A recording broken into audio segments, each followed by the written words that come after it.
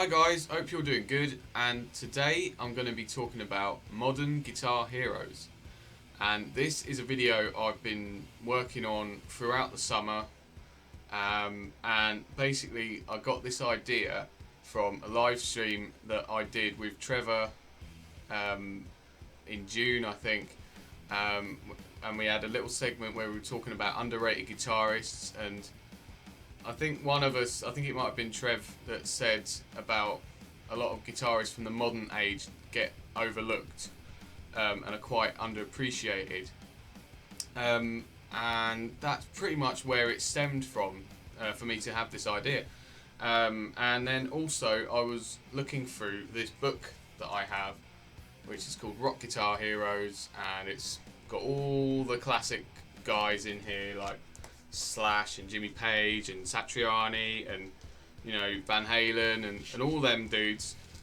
But I was amazed at how many people were not in this book. Some of the names include James Hetfield, which I thought was absolutely mad. Other names like Chuck Schuldiner, Andreas Kisser, Gary Holt from Exodus and Slayer. Slayer guys, actually I think the Slayer guys are in here. I'm not actually 100% sure, but yeah, there was quite a lot of guitarists from the old era that were not in here, but equally as much, the amount of guitarists from the modern age in here, it's pretty much non-existent, except for a couple of people like John Five, Mark Tremonti, Joe Bonamassa, and that's pretty much it. And I was thinking, like, the sheer disrespect for the guitarists post 2000s is pretty crazy. So basically that's how this video came about. I'm gonna give some appreciation to some modern guitar icons who I think deserve to be in a book like this in like 10 years time or something, or even just now. So I hope you go on to enjoy the video. This book was published in 2014, so there's absolutely no reason why a lot of the names that I've got on my list here should be in this book, but they're not, and I just find that absolutely ridiculous. So without any further ado, here are 25 names I think deserve to be recognised in a book like mine for not only their innovative style, but also their contribution to rock and metal music moving forward. My list is in no particular order. Most of the guitarists that are on my list are for guitarists from bands that I do enjoy. There are a couple in here that I haven't listened to as much, but as a guitar player I can appreciate the level of ability that they are at. So let's get straight into it with the first two picks on my list. Guitar duo from Trivium, Corey Beaulieu and Matt Heafy. And a lot of people that will know me will know that I'm a massive Trivium fan, and I feel like the band in general is quite an underrated band, but definitely these two guitarists are super criminally underrated. The ability that they have, some of the guitar solos that they've done throughout their career, especially on the Shogun and the Crusade albums, are just top tier. Yeah, fantastic songwriters as well. They work really well together and complement each other really nicely. So that's why I wanted to put them both in together, essentially. Next up, I've got another pretty iconic guitar duo, and that's Jim Root and Mick Thompson from Slipknot. Obviously Jim Root also was in Stone Sour for nearly 20 odd years, but focusing first on Slipknot, I don't think Slipknot would sound the same without these two. Again, they just complement each other really well. Their ability sometimes can get a little bit overshone by the rest of the band, but when they get their time to shine, they are two immense players. I will say Jim Root is probably the better lead player out of the two, but again, they just have a really nice complementary vibe about the way they just can put songs together, bounce riffs off each other, and yeah, I don't think Slipknot would be as successful without those two. Next up, and the last duo that I'm going to put together in this list, I've gone with Joel Schortzel and Adam Dukovitz from Killswitch Engage. And again, these two guitarists are just sort of synonymous with each other and the band Killswitch Engage, for really creating metalcore. Well, not creating metalcore, but taking metalcore up to the next level in the 2000s, especially with albums such as The End of Heartache and As Daylight Dies and Alive and Just Breathing. Those albums especially just cemented Killswitch as probably the greatest metalcore band, or one of at the very least. And yeah, they just complement each other really nicely. They've written some iconic riffs throughout their career. Also, Adam D has been part of other side projects such as Times of Grace and Serpentine Dominion as well. And yeah, I just think that those two deserve to be on this list. Next up, I've got Sinister Gates from Avenged Sevenfold, and Sinister has got to be one of the most talented guitarists of the last 20 odd years. The guy is just an incredible guitar player, and I think sometimes he doesn't get to shine as much in Avenged Sevenfold. I think it's a case of great guitarist, okay band, but you know, when he does get to shine, he can just play some immense guitar solos.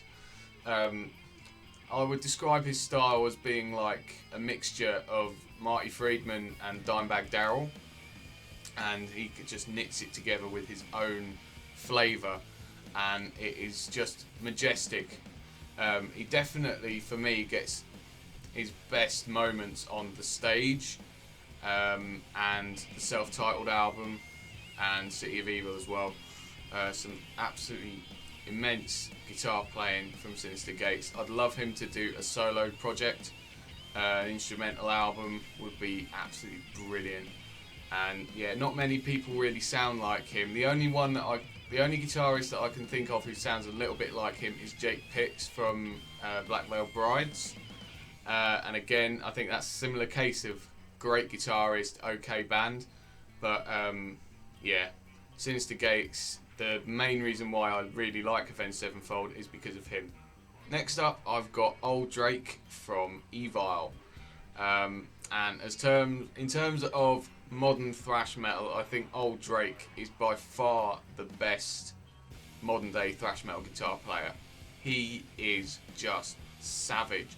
His guitar solos at times is just so majestic and so technical and intricate and just shreddy as hell. He kind of reminds me a little bit of Andreas Kisser, but like put up to 11 essentially, like maybe with a little bit of like Marty Friedman, I guess, in there a little bit, but yeah, just an absolutely amazing guitar player, decent vocalist as well. Now he's took the reins of Evil, but yeah, just some savage riffs, really well crafted guitar solos, and I would say he is probably the best guitar player in modern thrash. Next on the list, I have Tosin Abase from Animals as Leaders, and I mean, this comes to no shock really, I think, to a lot of people. The guy's ability is just off the scale. Some of the things that he could do, like tap in, that crazy thing that he can do with his thumb, is just, you know, there's nothing really that guy can't do. And I haven't listened to that much Animals as Leaders, but there's a reason why Tosin Abase gets to play with people like John Petrucci and Steve Vai and Yngwie Malmsteen. there's a reason, because he's absolutely fantastic at what he does. And yeah, I can definitely appreciate the level of ability that he's got and what he was able to bring to progressive metal and gent and all that kind of stuff that basically been created, not mainly because of him, but because of what he was able to do with his innovative style. And yeah, you can definitely say he's an innovator and a big influence for a lot of modern metal bands. Next up, I've got Josh Middleton from Desolation and ex-Architects for a brief stint. And yeah, I think Josh Middleton is one of the most underrated guitarists in the modern metal sphere. And Desolation as a band are quite underrated as well, I think. Not only has he got the technical ability, but he's also got the melody. He is able to construct these soundscapes where sometimes he can just allow his playing to just, fit the song, but then also at the same time he can shred at 1,000,000 miles an hour as well, and I really like that about his playing. It's quite innovative. I mean, nowadays maybe not so much, but I think back when he first started, it was a bit more innovative and a bit more different. And yeah, he definitely has an interesting style where he mixes that thrash and melodic death metal and a bit more of like a groovy atmosphere sometimes. And yeah, just a really, really interesting guitar player, and I think a really underrated one as well. Next up, I have got Jason Richardson. And Jason Richardson has been a big part of the modern metal scene over the last 15 years or so, releasing solo albums, being a part of Born of Osiris, Chelsea Grin, more recently All That Remains, and he was excellent on their latest album, Anti-Fragile. Definitely made the album for me. Because without him I don't think it would have been as good an album as it is. And yeah, what can I say about his style? It's again quite innovative and different. I just really like the little nuances that he puts in on the All That Remains album.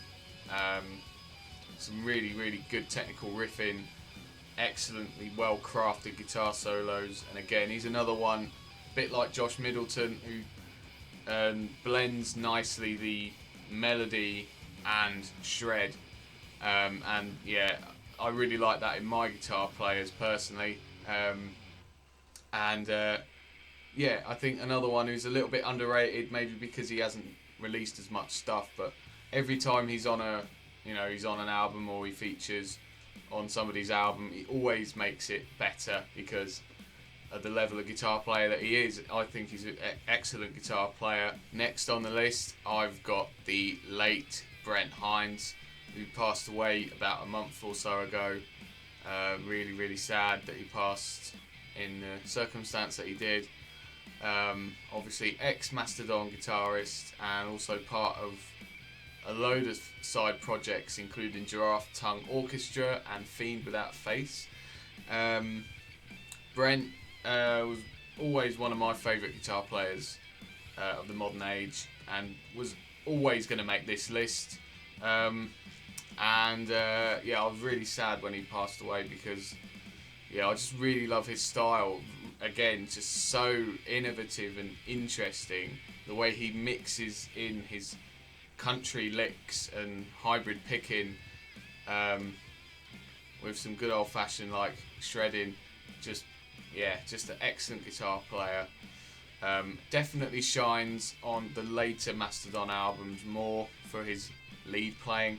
But again, someone who can just construct some really, really excellent guitar solos, especially Roots Remain, that song, as one of his best solos ever. And yeah, just an amazing guitar player. Rest in peace. Next up, I've got another guitar player who is no longer with us, the late great Alexei Laiho. Now, I will say I'm not the biggest fan of Children of Bodom. I've got nothing much against them really, but I've just never really listened to them that much. However, I cannot make a list like this without including Alexei Laiho, because his ability was just immense. Absolutely incredible guitar player. Again, he mixed that neoclassical Malmsteen shred with like a bit more melody and a bit more like a kind of melodic death metal kind of style. And yeah, I really like that about his playing. Just really kind of old school, but it brought like a modern twist to it, and I really like that. And yeah, another one who's sadly no longer with us. Next up, I've got the oldest name on this list, Michael Amott. Obviously, Michael, he began his career in the late 80s, early 90s with Carnage and Carcass. However, I'm focusing more on Arch Enemy. Basically, creating or helping to create melodic death metal with Arch Enemy, and obviously Carcass beforehand with Heartwork. However, yeah, I believe Arch Enemy started to get their main popularity in the 2000s, which I thought would allow him to kind of count for this list. And yeah, just a great songwriter, great guitar player, great riff writer, pretty good shredder as well. I mean, he does get his time to shine on Arch Enemy albums and Carcass albums as well, but I think he has also had other great lead players in the band alongside him, and he has created some really good guitar duos over the years, obviously with his brother Bill Steer in Carcass, and Jeff Loomis for a few years in Arch Enemy as well. Yeah, just a really great guitar player, and definitely one who innovated melodic death metal for how it sounds today. Next on the list, I've got Kiko Loureiro. Obviously, used to be part of Megadeth more recently. Back in the 90s, he used to be part of Angra, and now he's just continuing his solo career, which is great, by the way. His last couple of albums have been really good, and again, I really enjoy Kiko's style, because he brings a little bit of that Latin flamenco-y kind of style, and mixes it with heavy metal. Insane shredder, brilliant at constructing these solos. He's got a little bit of Friedman in there, which I do like. And yeah, it's just an amazing guitar player, and it'd be interesting to see how Megadeth are now without him in the band and his influence in the band. Yeah, just an excellent guitar player, definitely deserves to be part of this list. Next up, keeping with the ex-Megadeth guitarist, I've got Chris Broderick, and Chris is another one of my absolute favourites. Everything he's done has been excellent. Obviously, he started his career in the late 90s, early 2000s with Jack Panzer, and then he was in Nevermore for a couple of years before getting the Megadeth job. Then he left Megadeth to create Act of Defiance, and Act of Defiance are brilliant. That first album is excellent, and now he is in Flames, which is quite interesting. And obviously, yeah, his ability is excellent. Good riff writer, but an amazing shredder. I don't think there's many shredders out there that are better than him. And excellent classical guitar player as well. He's very good at the neoclassical stuff, and acoustic nylon string player as well. So yeah, all round brilliant guitar player, excellent musician, and yeah, one of my definite favourites. Next up, I've got Gus G. And Gus G is more famously known for being in Firewind, but he's also had stints in Night Rage and part of Ozzy Osbourne's band. He played on the Scream album, which I always defend because I think it's a great album, and mostly down to Gus G's guitar playing with the riffs and the solos that he brings to that album. It wouldn't be the same album without him, I don't think. And also he has been in Dream Evil and has had a decent solo career as well. What I like about Gus G's playing is that he is a typical old school guy that, you know, is deep rooted in the 80s metal scene, and obviously has brought a little bit of his own flair in there and a bit more of a modern twist. He's a great classical guitarist as well, same as Chris Broderick. Very good with the nylon string, and yeah, I really enjoy his style and the way he creates his solos. Very underrated shredder, I think. Very good guitar player. Next up, I've got Mark Morton from Lamb of God and his own solo stuff. I think Mark Morton definitely makes Lamb of God. You can make an argument to say that Willie Adler and Mark Morton are a nice complement. However, because I was only thinking for 25, I didn't want to have too many duos here. Although he definitely does deserve a bit of praise for how Lamb of God became successful. But I also think another reason behind that is because of Mark Morton's guitar playing, his style and his riffs. Very good riff writer, and you can tell Mark Morton's riffs from his solo stuff, what sort of riffs he would have written for Lamb of God. But also, I really like his solo style. It's very kind of bluesy, and I don't think you get that a lot in metal music anymore. But Lamb of God, Mark definitely brings that in Lamb of God, a bit more of like a bluesy, groovy kind of style to his solos, and I really dig it. And yeah, I think he's another great guitarist who's a little bit underrated. Next up, I've gone with Guthrie Govan. And Guthrie Govan, I believe he's a bit more of like a guitarist's guitarist. If you know, you know, and if you don't, you probably don't. I personally have not listened to Guthrie Govan too much, but I know that he's done some solo stuff, and he's also worked with the Aristocats and Stephen Wilson in the past. I have seen clips of him playing. I have heard him play a few times, and I can tell you he's like a modern day Joe Satriani mixed with a bit of like Frank Zappa, and because he's quite an interesting guitarist. He takes a lot from like jazz fusion and progressive rock, but so I would say he's like a modern Satriani because the way he just shreds like nothing. You know, it's just, the guy's just insane. Yeah, he's just got a really cool, innovative style. Definitely a guitarist. I think a lot of people in the mainstream probably wouldn't know of him as much, but yeah, an unbelievably talented guitar player and songwriter in his own right. Next on my list, I've got John DeNice of Shadows Fall and now of Anthrax. And John, I first discovered him on Anthrax's For All Kings, and I liked his style, but it was when I started delving into Shadows Fall is when I really started to fall in love with his style and his guitar playing. Again, he's a really good classical player.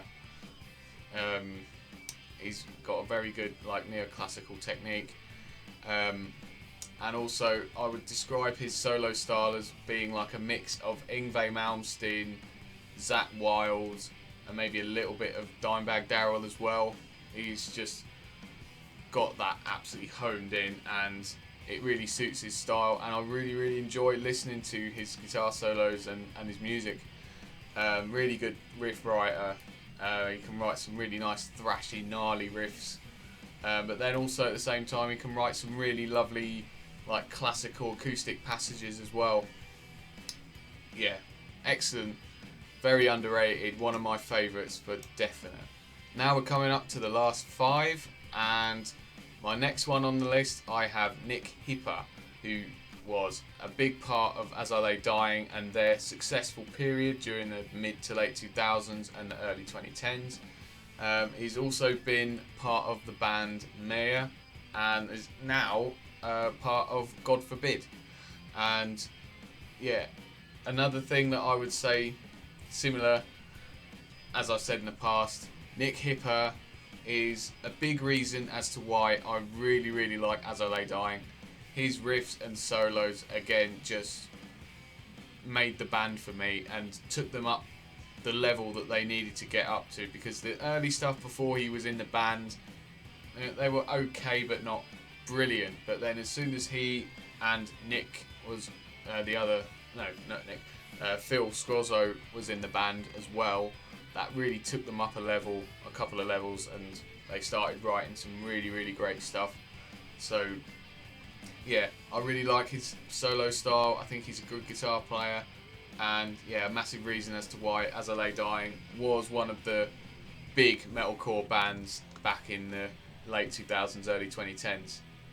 Next, I've got Mark Haleman from Suicide Silence, and I had to kind of add a couple of deathcore players in there because a lot of the early deathcore bands did help innovate that style, and you know, it's a big part of metal music now, whether you like it or not. I think Gaza definitely deserves a shout out because I think him and Mark both complement each other really nicely and made Suicide Silence what they are essentially with their awesome riffs. But I went with Mark in the end because he's a bit more of the lead player in the band. I guess he probably does write a lot of the riffs as well, and they complement each other really well. But Mark's a bit more of the lead man, and he's a good guitar player. I think he's one of the best deathcore lead players,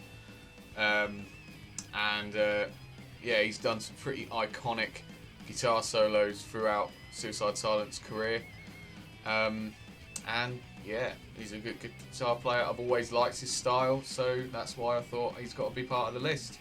Next up, I've got another deathcore guitarist, this time Andy Marsh from D.I.E. Murder, and again, this guy basically makes D.I.E. Murder's sound for me, to be honest, with his riffs and amazing guitar solos. He's another one who just creates these really lovely guitar solos. It's well crafted, adds the melody and the shred and the atmosphere, and it's just majestic. It's glorious. It's lovely.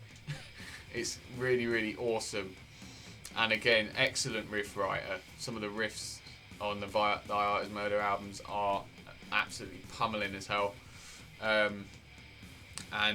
Yeah, definitely him and Mark from Suicide Silence, definitely, for me personally, the two best guitar players that are in deathcore. Next up, I've got Vogue from Decapitated, and obviously Vogue also had a little stint in Machine Head. Vogue, one of the best like technical death metal guitar players, I think.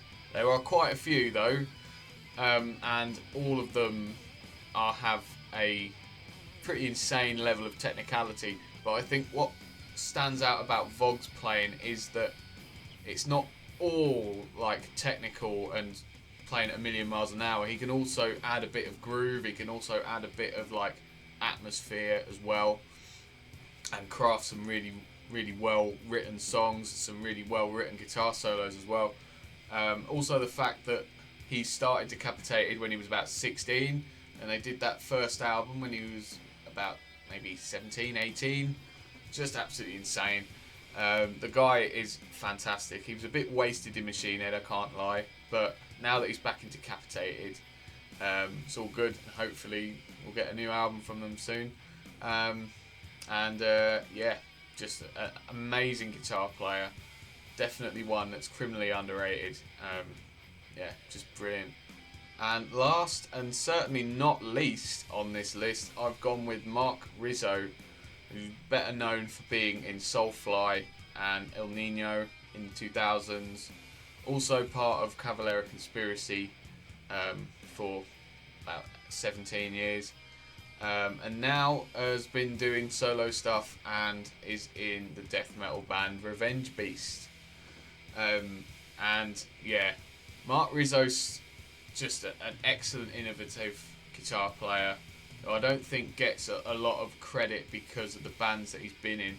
But I will say that Soulfly was a million times better band when he was in it.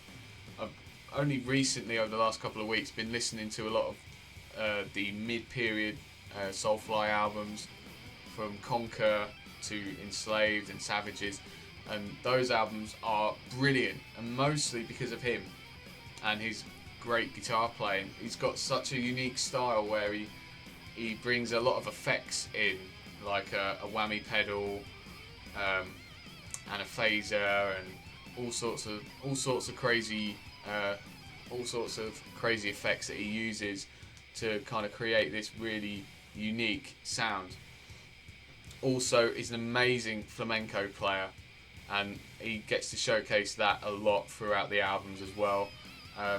Just an absolutely fantastic flamenco, Latin, classical guitarist, as well as a metal shredder as well. Again, he can just create some really, really nice solos. And yeah, massive part of the band when he was in the band. Yeah, just an excellent guitar player.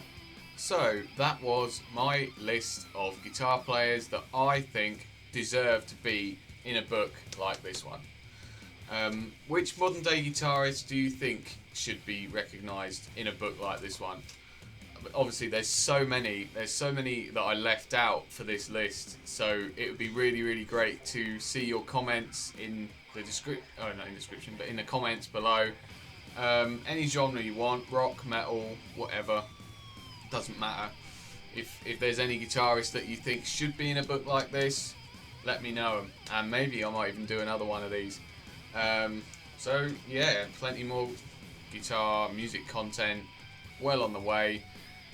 Thanks ever so much for watching if you got this far. I think this is one of the longest videos I've ever done, so I hope you enjoyed it and hope you appreciate it, and yeah, hope to see you in the next one. Keep shredding.